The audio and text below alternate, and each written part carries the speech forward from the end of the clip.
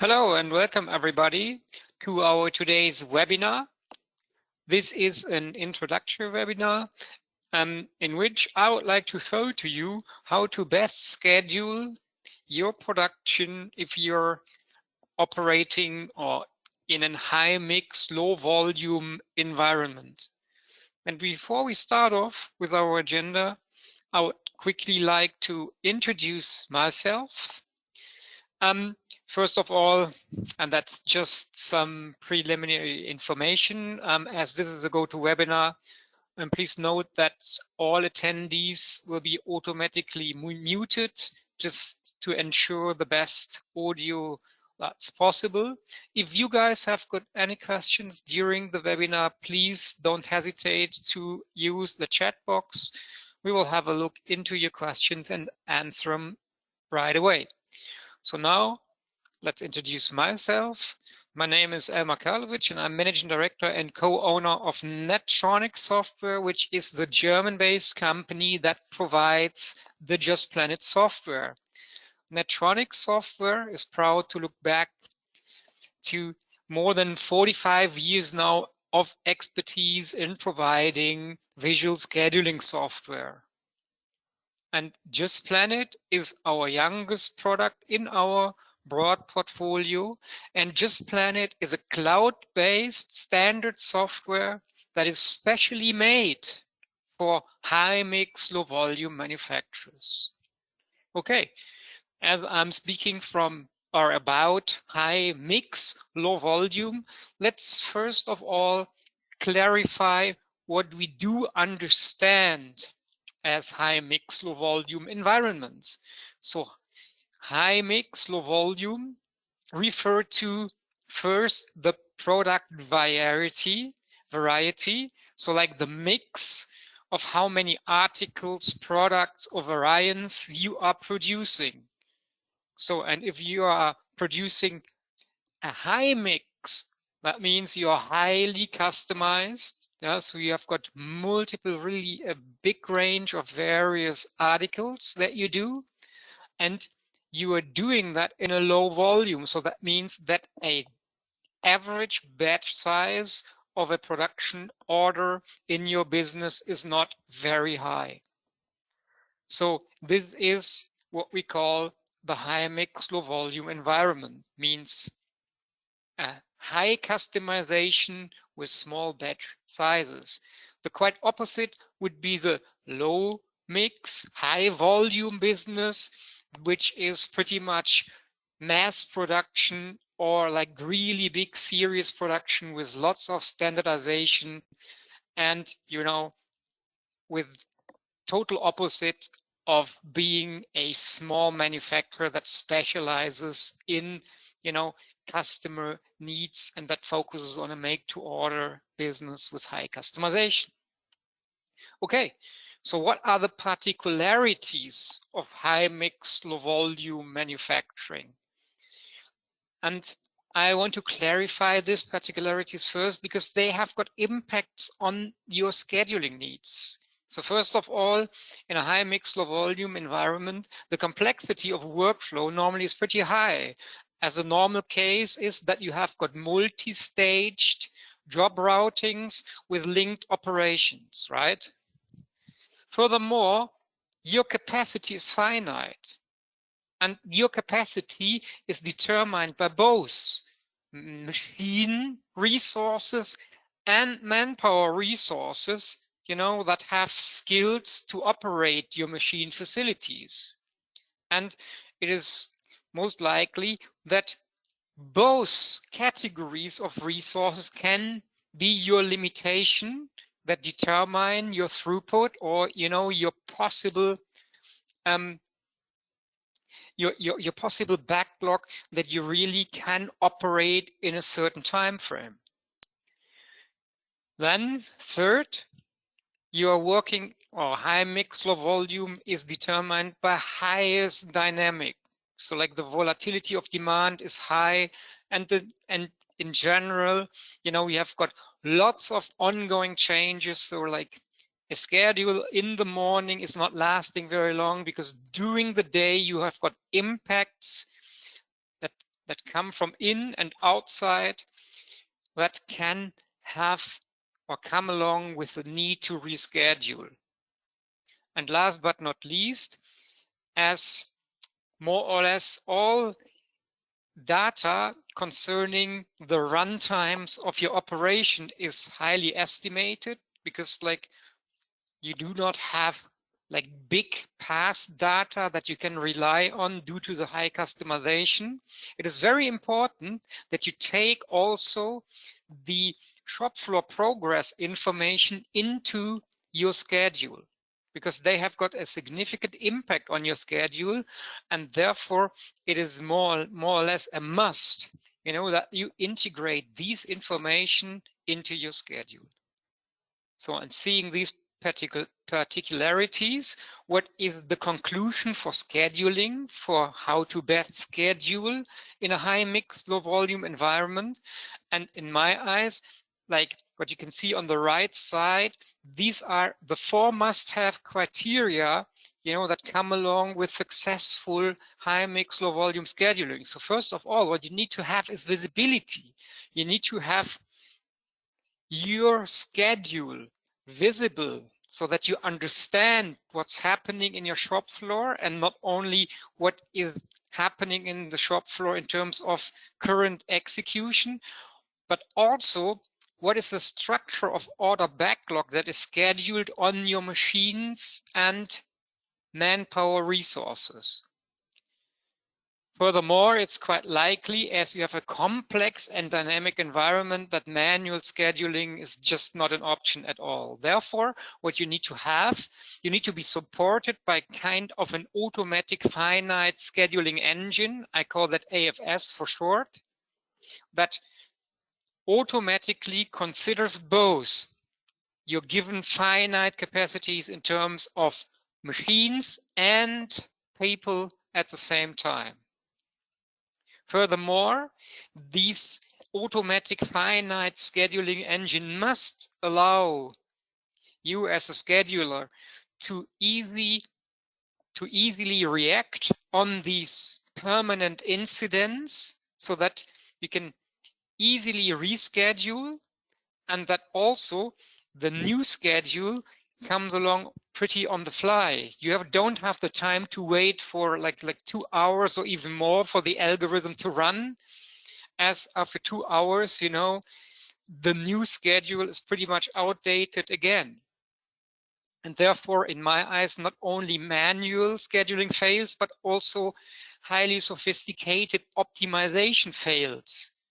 On one hand, the input data comes along with high fuzziness and is very uncertain. On the other hand, it is a schedule is just lasting for a very short time, as the next impact is coming along pretty soon. So therefore, what I see is automatic finite scheduling just needs to support you, but doesn't need to have an optimization engine included. Last but not least, it is highly recommended that you have got some kind of functionality that allows you to easily bring in the shop floor progress data. So that is, in theory, on the theoretical side, the 4 must-haves, in my eyes, the most crucial aspects that you need to have checked when successful scheduling in a high mix low volume environment. And how can this look like in a software? I'm going to show you in a minute.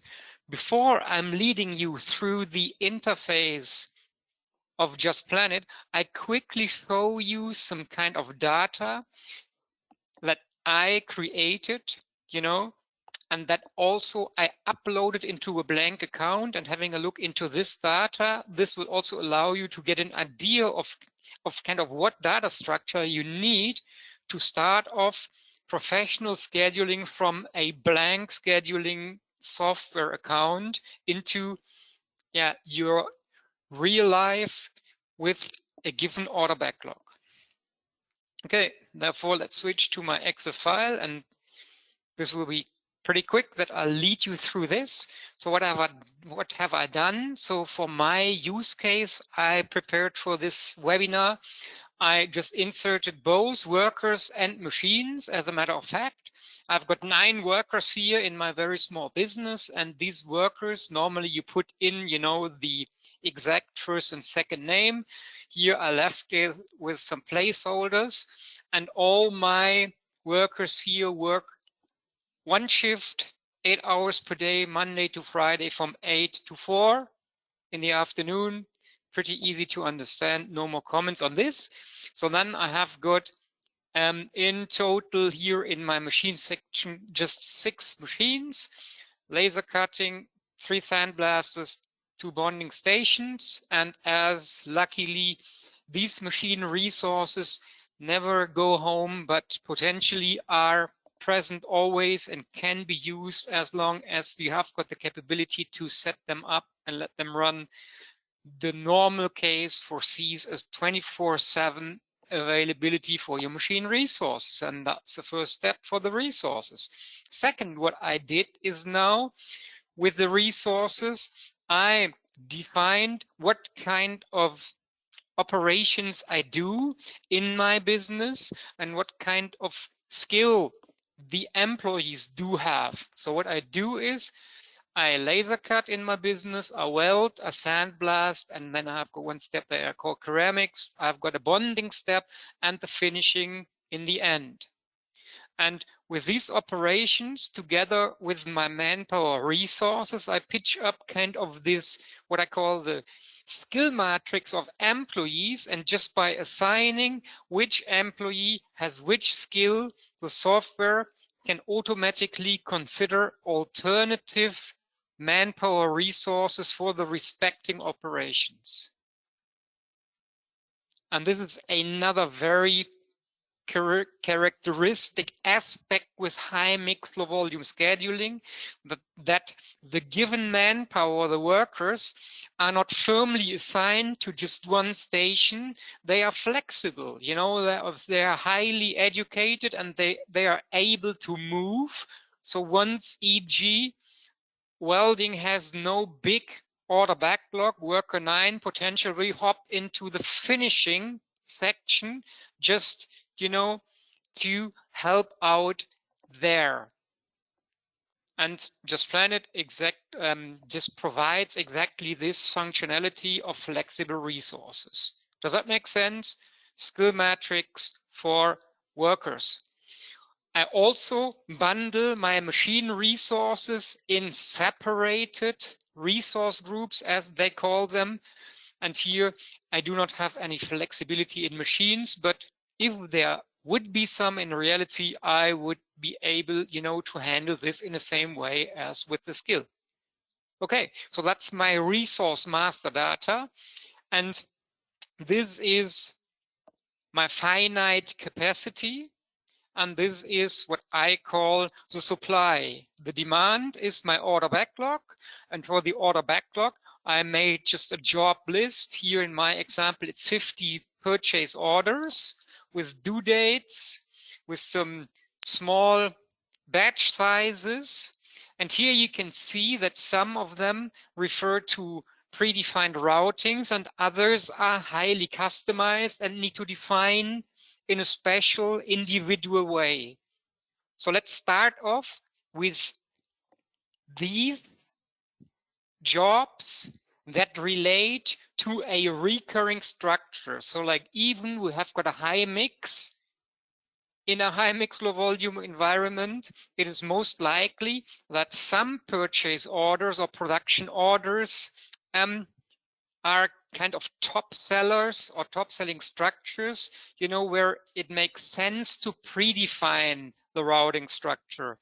And this is called job template in Just Planet. So if you have got really, you know, recurring job routing structures, it makes sense to predefine.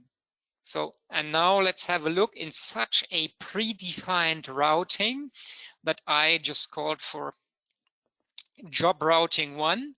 I've got in total 6 steps within here, from laser cutting over welding, sandblasting, ceramics, in parallel bonding and finishing. And the structure of these operations I define by referring to the predecessor's task number. And here you can easily see that sandblasting and ceramics, are following the welding, while the bonding then is the bonding of the sandblasting and the ceramics operation. You could also easily define a straight chain.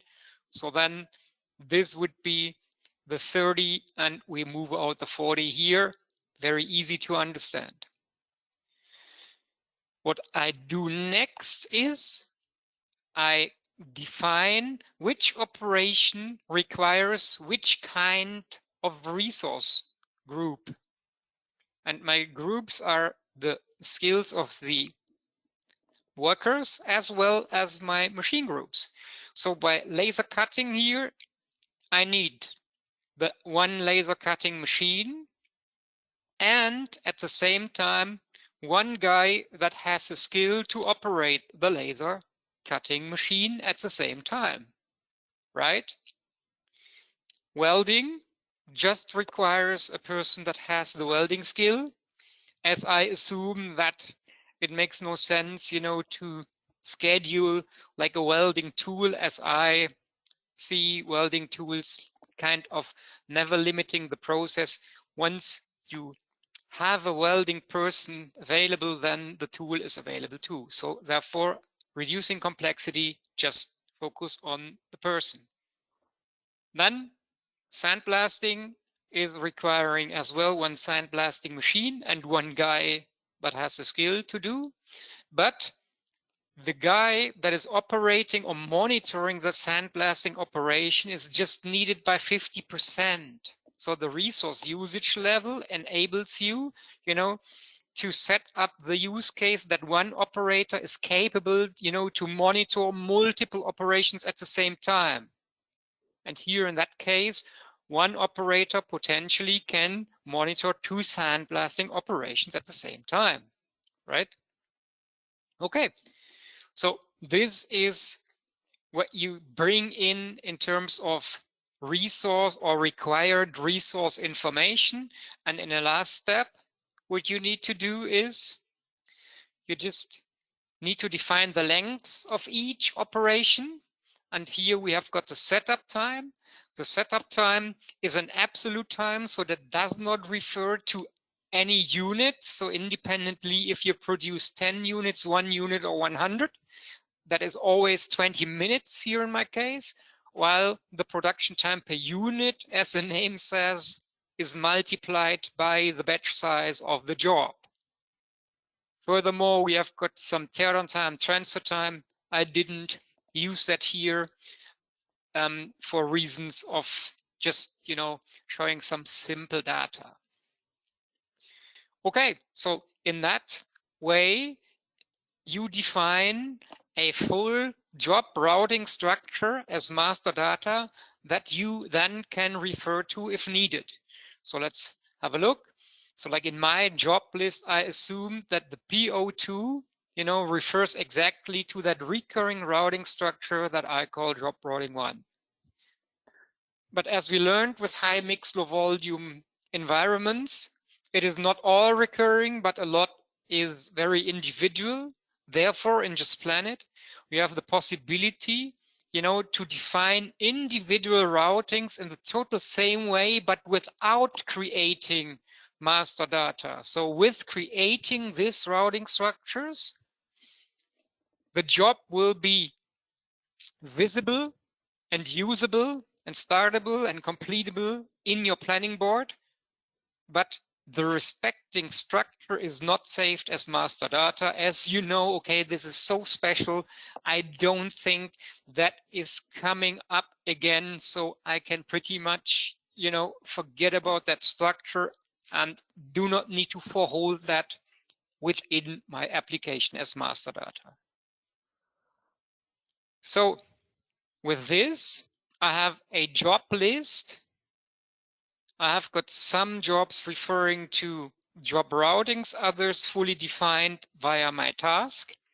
And this is all I need. And exactly this Excel sheet that you can see here, I used, to upload into a full or into a blank Just Planet account. And uploading this data, Just Planet directly makes a first automatic schedule that looks like this. So this is what you see when uploading exactly this Excel file. And here it starts off with the resource view, as we call that. Why resource view? Because like here in the left table part, you see both categories of resources. You see the workers as well as my machine resources. Furthermore, at the top, as you are used from a Gantt chart application, you can see the time scale. And as a matter of fact, in the Gantt chart area, we have got the workload that is already assigned to the respective resources, visualized by bars. The time scale, of course, you can interactively zoom in and out. So you can, by hovering over with your mouse, you can mark different time frames, and by left mouse click, you directly zoom in. But what you can also do is, instead of marking a dedicated time window, you can also make use of your mouse wheel. And with the mouse wheel, you can seamless zoom in and out. That makes it very intuitive. If you prefer to have like a dedicated time windows, so here like 1 month, then you can all easily scroll forward by clicking on that arrow, and it will zoom forward exactly 1 month or 1 week or 1 day, whatever time window you prefer. Furthermore, you can also keep the mouse left clicked in here somewhere on the area, and with left click you can also scroll left and right, and even if you have got a longer list of resources, up and down. So the navigation here in our Gantt chart views are very, very intuitive, and that also helps you to get the visibility and the understanding that is so important in terms of high mixed low volume scheduling. So what else do we see here? You can easily see in the background that we have got kind of this gray and white pattern. So this is visualizing the productive and non-productive times of your manpower resources. Remember, so like we had a 1 day shift pattern from Monday to Friday, and this is exactly what you can see here. So like if I zoom in, we can see it starts at 8 and finishes at 6. And the gray area is a non-productive area, and if you have got started an operation that needs more of the required resource, so then it's automatically extended over the non-productive times until the next morning then. And as we have 24/7 work pattern with the resources, you just see white.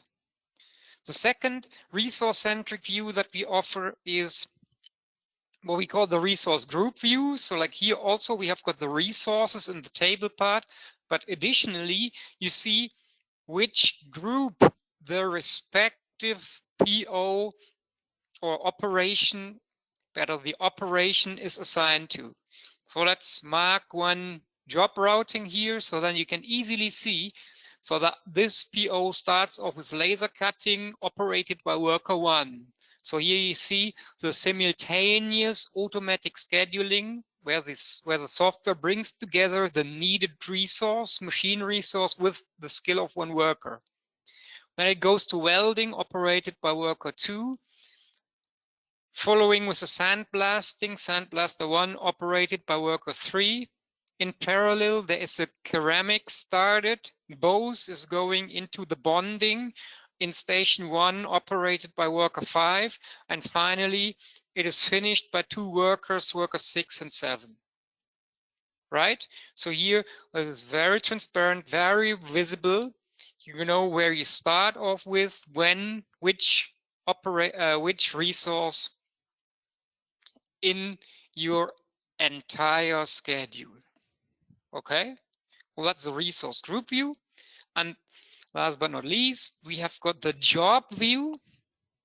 And the job view shows the entire schedule, so the total same schedule, but now out of the perspective of the POs. So, and let's focus on PO7 again, as we had before. So if I expand this, then I can see exactly the laser cutting. And if I want to, I can even, drill down to the resource line where worker 1 monitors or operates the laser cutting 1, welder 2 takes over the welding, and here again the sandblasting is done by worker 3 on sandblaster 1. So totally the same as we saw before, but now out of the perspective of the PO.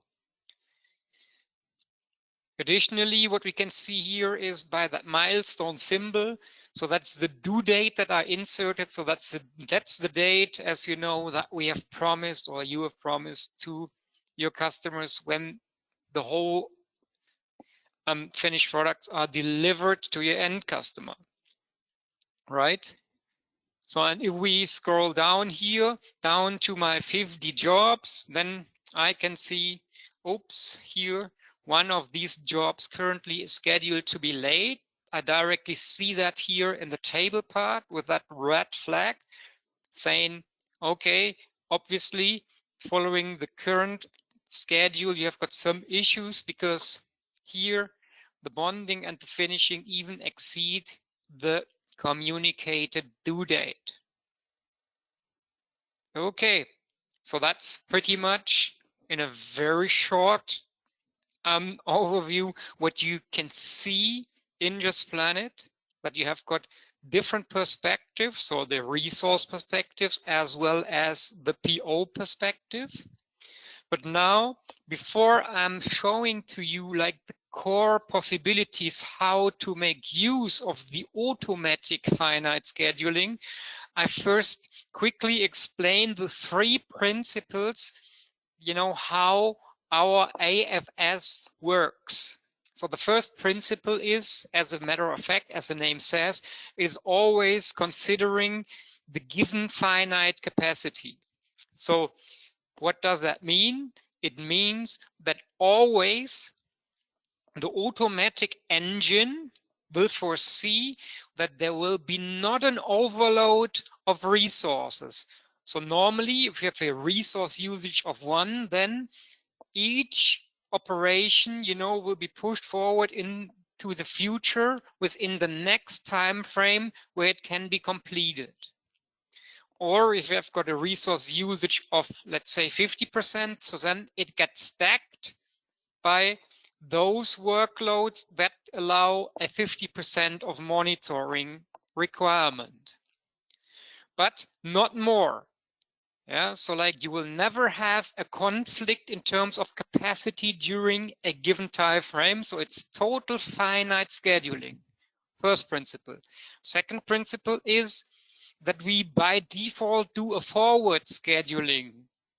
So it's scheduling from the left to the right in an as soon as possible sense. So that means that the automatic scheduling engine will find the best available resource or a combination of resources when you have got a machine and a person needed at the same time.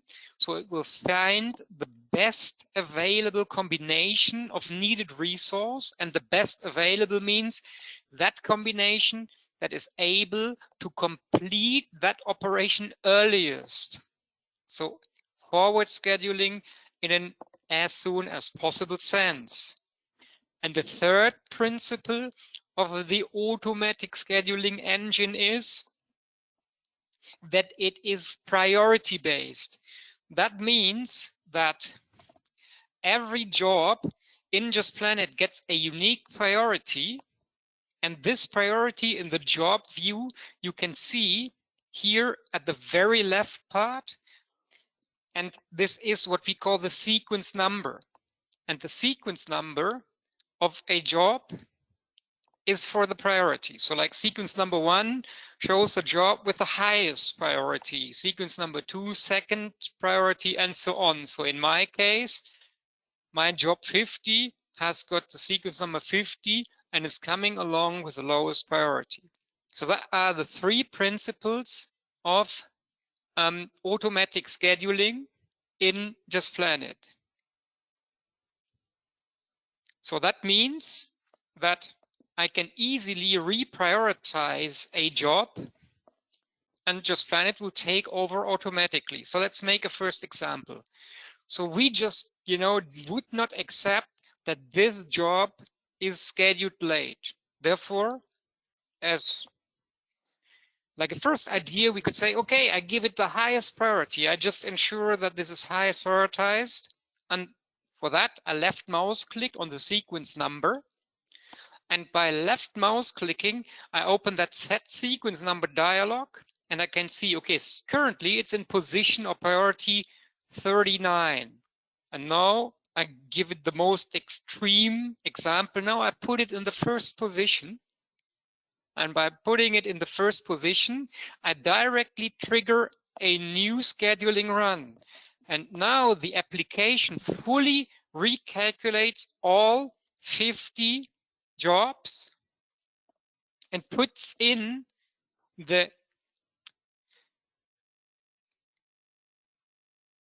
this PO 39 into the first position.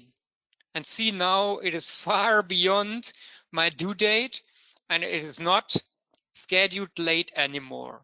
But it was, based on the 3 principles, pushed into this first place, and all the rest, like all other machine queues here, are rescheduled accordingly.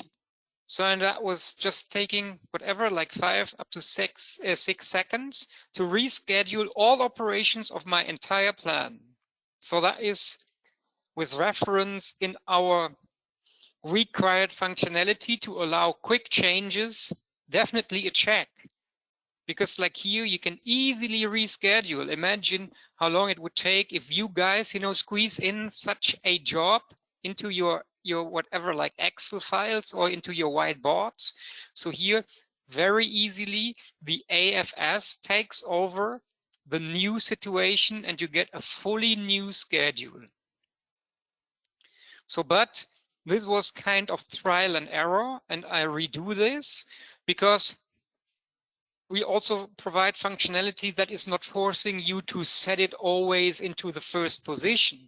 So how nice would it be if you have a possibility to know, okay, this is late now, but what is the sequence number that I have to assign to it minimum to get it on time? And here we go. So this functionality is also given because we call that the critical sequence number. And this is kind of decision support that we are offering in Just Planet to you. So the critical sequence number of a delayed job is that sequence number that you have to assign to that late job to get it on time. And see here, currently I'm in 39, but if I assign it to 36, it will be on time.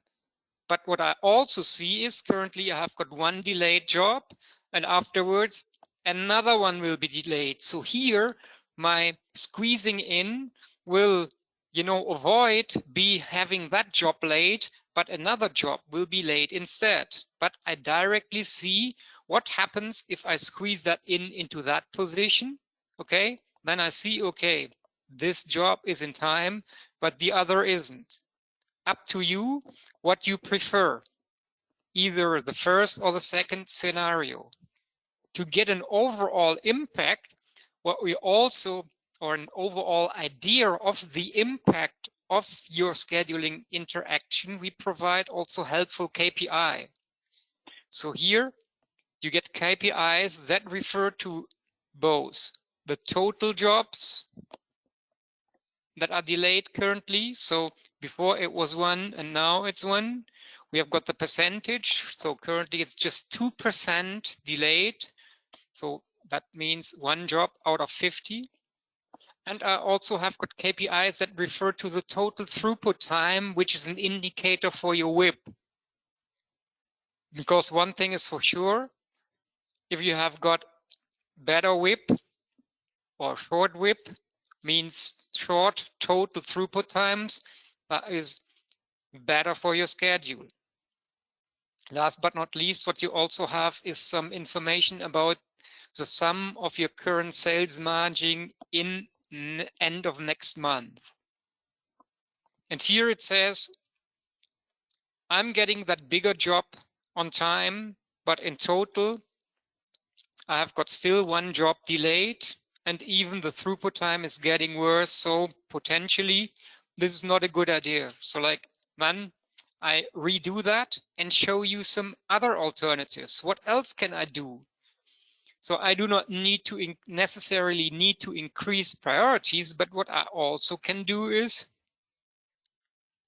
I'm looking into the structure here and see, okay, currently I'm doing the bonding with worker 5 and bonding station 1. Now that's a pretty long operation. So let's have a look if some other bonding facilities have got some idle times. And this is better to look here into the resource-centric views. And here you can see, okay, this is my bonding operation here. I've got the worker 5 that just needs 50%. So there is some vacancy. So that's idle time. Also here machine is free. So what I can do is I can split the bonding into 2 parallel bonding parts. And here that functionality is called split task. So I split the task and I say, okay, my bonding that is currently foreseen, to be a steady and direct operation done by one operator on one machine, I split into 2 parallel operations. And each is doing now a portion of 25 units instead of having one operation with 50. And if I split this, then again, automatic scheduling takes over and automatically finds if there is available resources, but that should, have a good end here, as we could see that both the operator and the machine facilities are given. See, now I have got both bonding stations with parallel operations, and here even executed by 2 different people, as the guy number 5 is foreseen for another operation in between. So here the splitting up operation is one aspect that you can easily reckon, and with this splitting of operation, the automatic scheduling also is taking over directly. And then here what we would have is a conflict-free plan again, and currently no delayed jobs in my account. If you want to have a very quick overview over the entire schedule, then we have also got a very good option in terms of getting visibility, and that we call the world view. And in the world view, you can easily see, how your backlog is structured, how the total WIP is, because like the tighter these operations, are scheduled next to each other, the better the WIP. And also if there is some delay in here, then you would easily spot like kind of the red bars that you also can see here in the world view, and then you can directly zoom in that area of your scheduling world that you want to hop in. Okay, so this is just a few examples how easy automatic scheduling is. And here I was using the split functionality. I was using the priorities, and just to have a last option here. So like also what you also every time can do is you can also bring in, if you have got manpower related operations, so like by experience in a high mix low volume, you have got some operations where you would not require machines, but only manpower. A very typical example is finishing or assembly, where you just need to put in heads, and the more heads you put in, the shorter potentially the overall duration of that operation is. And this is also functionality that we provide, is like here, the heads functionality of manpower related tasks can easily be adjusted. So currently I have got 2 heads in there for finishing, but if I put in 4 heads, you can see then directly by default it foresees, okay, if I put in 4 heads, then every head gets a portion of 10. And if you apply, then you can see directly that automatic scheduling is searching for the best available 4 heads, you know, to shorten the total duration of that finishing aspect. Also, this, in the same manner as a split task, can help, you know, to have a better cycle time of your PO, and often helps, you know, to avoid late delivery.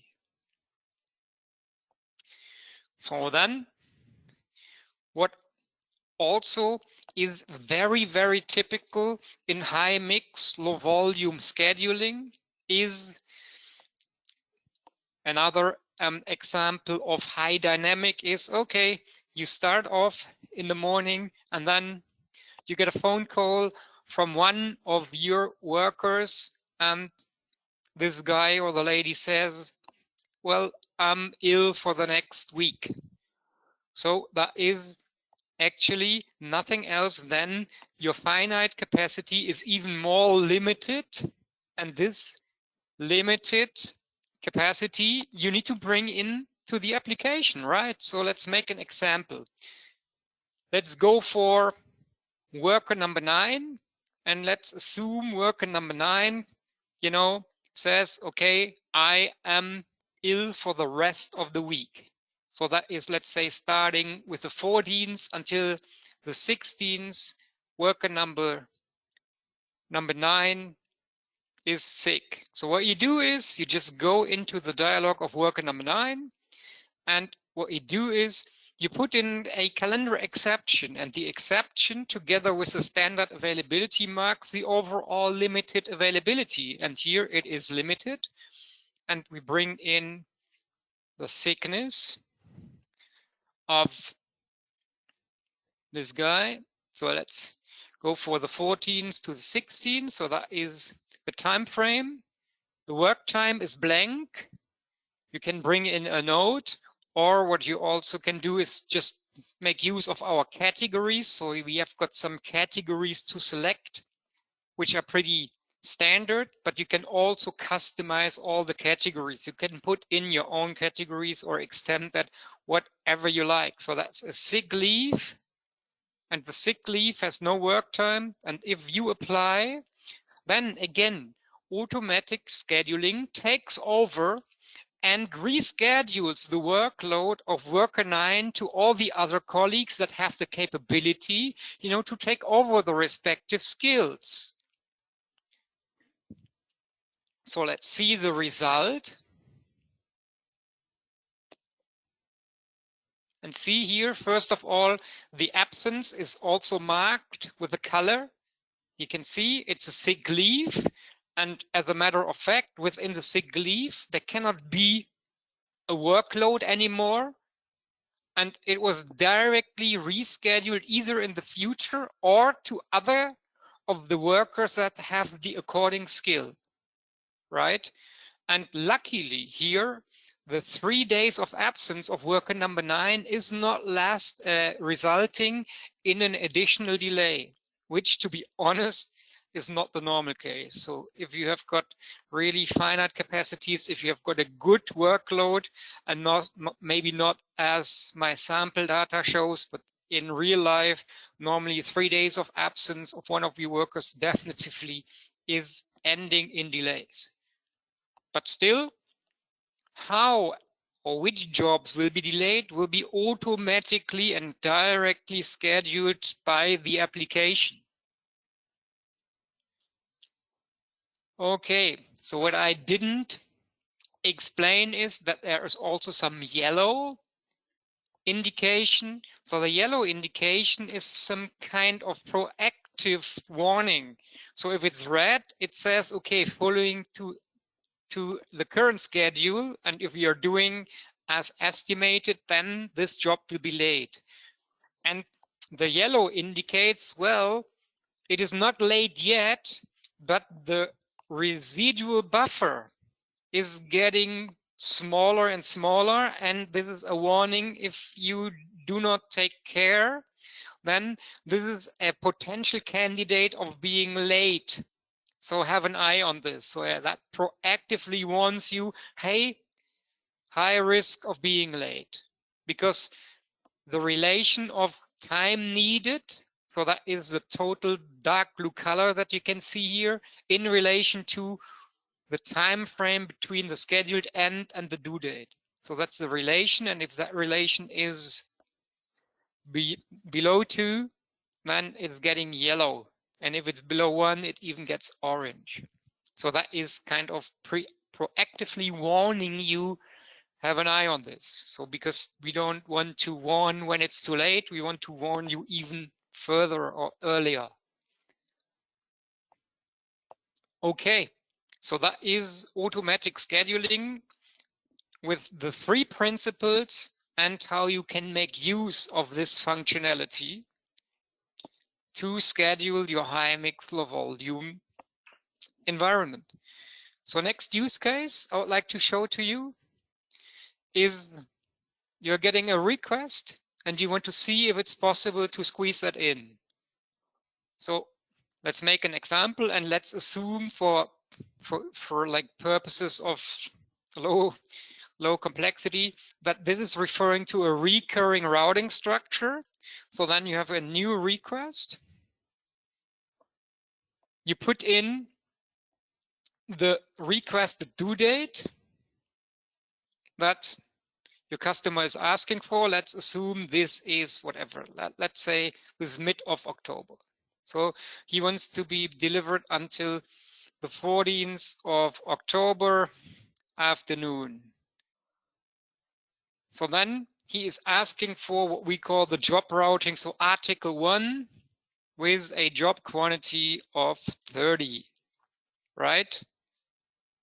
And as you know, today we have got the 13th of September.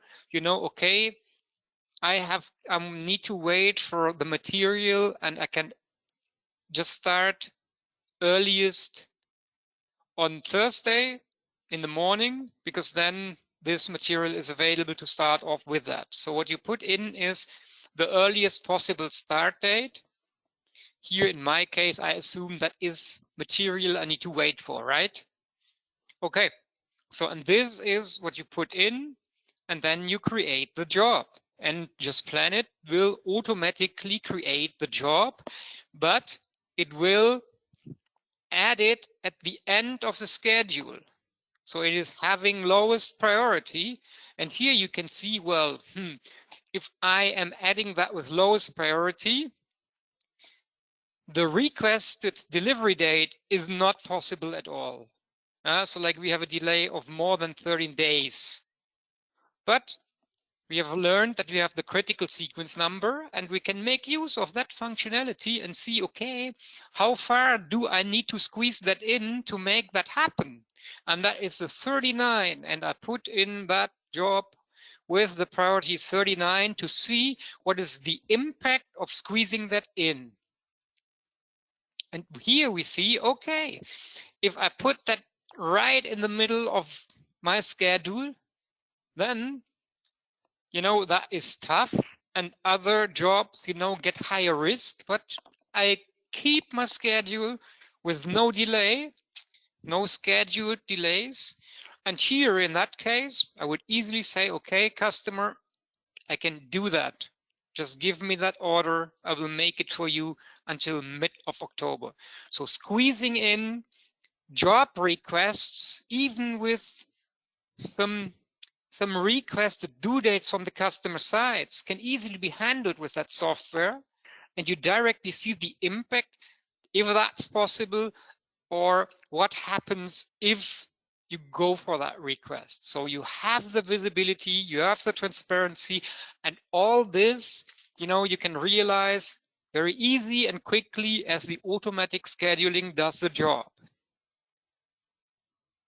Okay, so then last use case for automatic scheduling before we come to the execution functionality.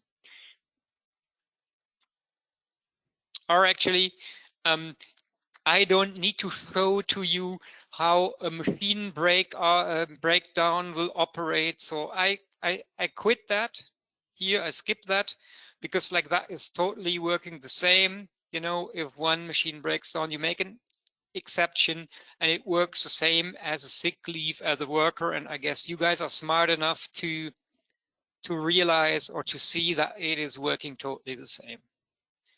Okay, so actually that was an overview over like the core scheduling functionality that we offer with Just Planet and that refer to very, very likely use cases in a high mixed volume environment. So actually what we have checked is 3 requirements that come along with the particularities. And now let's check the 4th too. And that is having functionality to integrate the shop floor progress into your schedule. Why is that important? Because, you know, all these lengths of all these bars, yeah, they are estimations. You never know by 100% if, you know, the estimated runtime of an operation will be exactly the one that you can realize.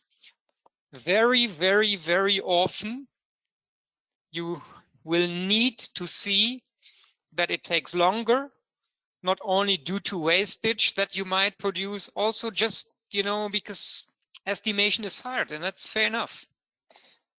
So the input is a bit fuzzy. And therefore, what you need is, as long as you have got as-is data, you need to bring this as-is data in, because also as-is data is impacting your schedule. What do I mean by that? So let's make an example.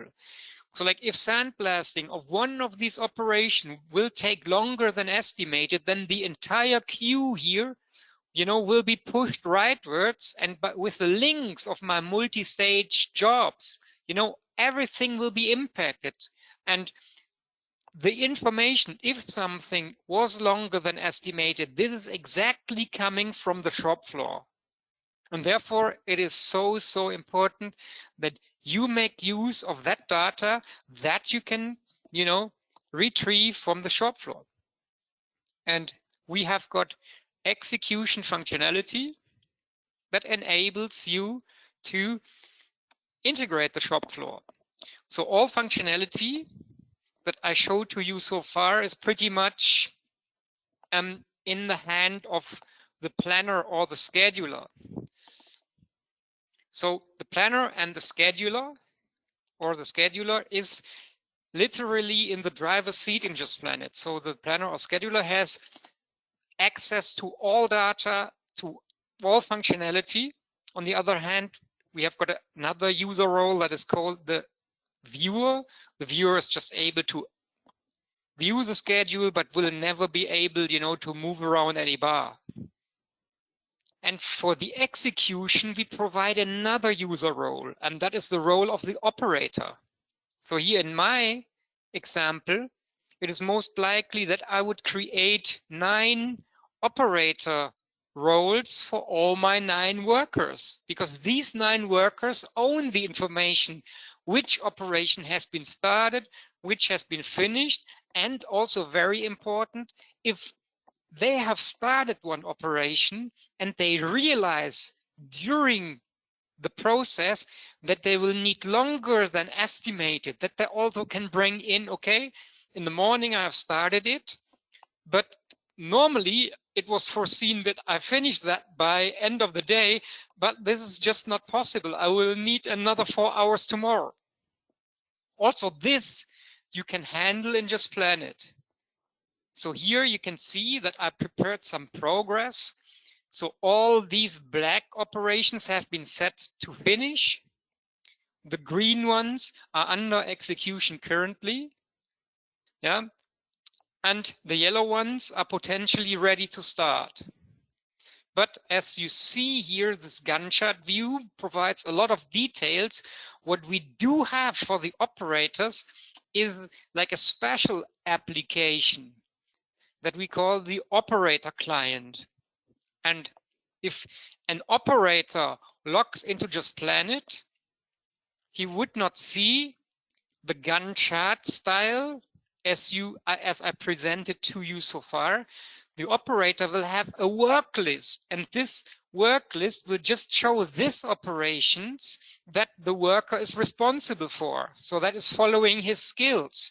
Remember the skill matrix? So I would set up an operator for worker 1 or an operator user role for worker 1 that is, just showing the laser cutting workload.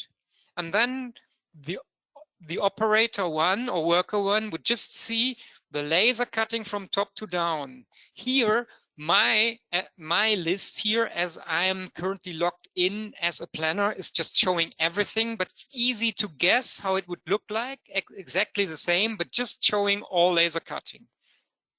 And with that, the operator that would log in most likely via mobile device, such as smartphone or tablets, can then via touch screen easily, use this panel on the touch screen to say, okay, I've finished that now. Or if it started, that he sets the remaining process time, or you can also decide if you also want to track units, so that at the end of the shift, your operators can clock in how many units they have done. So e.g. one operation has a planned amount of, let's say, 20 units. At the end of the day, the operator was able to produce, let's say, 11 of 10 of 20, and then the application will also automatically calculate the residual, so the remaining time based on 9 units are remaining, multiplied by the estimated time per unit, and is then recalculating the restoration. Does that make sense? And you have to imagine that all your operators, have their own accounts and set the progress simultaneously. And at the end of the shift, all this data that is coming from the operators, is gathered in a data storage, and it's then normally, that is what we recommend, normally it is then applied by the scheduler, and if the scheduler approves the data, the scheduler checks whether the data is all consistent, and if yes, then the scheduler is triggering an data approval, and with updating the schedule with shop floor data, you integrate what has set from your colleagues from the shop floor into your schedule, and you update it. See, now I've got all this finished. These are started. So, and now this serves as a new work list for the new shift in the next morning. And if I'm going back to my job view, then you will also see that with that approval, a few jobs even left my schedule as they have been totally finished. So like here you can see now, currently I've got 4 jobs that are under execution. That's visualized in green. And I should have now 2 jobs that are fully completed. They are fully black finished, and they move down to the category of finished. Okay, so that is in very, very short form. So like, believe me, there is lots of more functionality and lots of more possibilities, to customize, to have options that are following your preference. But basically what I want to outline is following. And therefore I am switching back to my slides. What I want to outline is that the high mix, low volume environment is very, very specific. And these, what I call particularities, have impacts on how a scheduling software needs to look like to successfully tackle these specific requirements. And in my eyes, there are 4 major specific requirements. The first is it must be visual. So there must be kind of a visual component that enables you to gain visibility. That is, in my eyes, the most important aspect. You need to gain visibility of what you're doing in your shop floor. Otherwise, if that is not given, you're just flying blind or tapping in the dark. So visibility is important. Second, it is important that the scheduling software is providing you some kind of automatic assistance, not less and not more. Not more means I don't see it necessarily be an optimization. I'm not a fan of optimizing because the data input cannot be with highest quality. And it is like the input determines the output, and it makes no sense to wait for an optimization over 2 hours, because what the outcome is first, it is not an optimum, as the data never allow to come to an optimum. So if somebody is telling you that a scheduling board tells you 100% the truth, in my eyes, it is a lie. You need to have pragmatic data. You need to have a pragmatic approach that allows you to know that the data is always based on estimation, on estimates, and therefore delivery dates should not be scheduled on or communicated on a hourly or even minute basis. It should be always days. That is enough. And therefore, coming back to the topic, an automatic finite scheduling is required that enables you to make quick changes. So the recalculation, best is coming in less than a couple of minutes or even faster. That allows you to directly see the impacts on the ongoing need to reschedule. So like somebody is ill, or you get a new job that needs to be squeezed in, you get the information that you have a machine breakdown. So all these, you guys know that better than I do. So like this is what is the daily routine in your business, right? And like all this dynamic needs to be considered in your schedule ongoingly. You cannot wait, to have at least 3 impacts. So 1 illness, 1 breakdown, and 2 new jobs before you reschedule. You need to do it right away. And therefore, the AFS must be quick and easy to handle. And last but not least, what you need to have is, in my eyes, an easy integration of the shop floor progress that directly triggers an automatic scheduling run. So that's, for short, what I think is the best way of scheduling a high mix, low volume environment. Gain visibility based on an automatic finite scheduling engine that easily allows you to make quick changes and that integrates shop floor progress information. Does that make sense? If you agree, then I can recommend that you just have a look further on our webpage, the Just Planet webpage. So I'm just moving here. So that's justplanet.com. On Just Planet, you also find very, very helpful information about high mix, low volume scheduling. So in the Insights section, I recommend to read that. Furthermore, overall, definitely, in my eyes, makes sense to see, also a bit about who we are. So like see the team, we have got exclusive partners all over the world that help us, to roll out our software successfully at the customer sites. And if you're interested, then I can furthermore recommend that you just go to one of these buttons that we provide here like get a free prototype.